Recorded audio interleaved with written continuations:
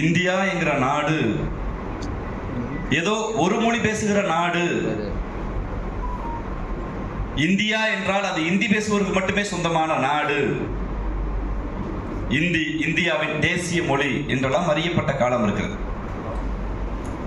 India என்பது உண்மையில் ஒரு மொழி பேசுகிற நாடு அல்ல.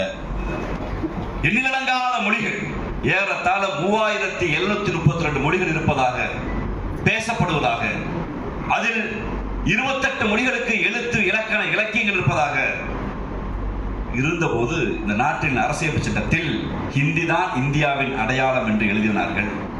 முழுக்க இந்தியை எங்கள் மீது திணிக்காதுகின்றார்கள். நான் படிச்சு முடிச்சுட்டு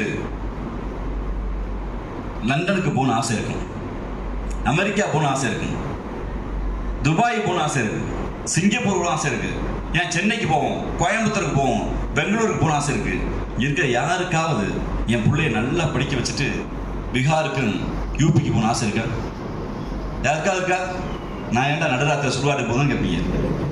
ஏன்னா அந்த ஊர்ல இருந்து நீங்கள் நானும் பார்க்க மறுக்கிற சாதாரண வேலையை பார்க்க வந்துட்டான்.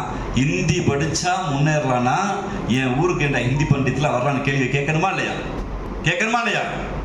ஹிந்தி படித்த உத்தரப்பிரதேசம் தனி மனித வளர்ச்சியில் 22வது மாநிலம். ஹிந்தி தெரியாது போடா என்று திராவிட முன்னேற்ற கழகம் பற்ற வைத்த நெருப்பால் வளர்ந்த தமிழ்நாடு தனி மனித வருமானத்தில் இந்தியாவில் 2வது மாநிலம். 8 ஜீவநதிகள் ஓடுகிறது. பீகாரில் 8 ஜீவநதிகள் ஓடுகிறது.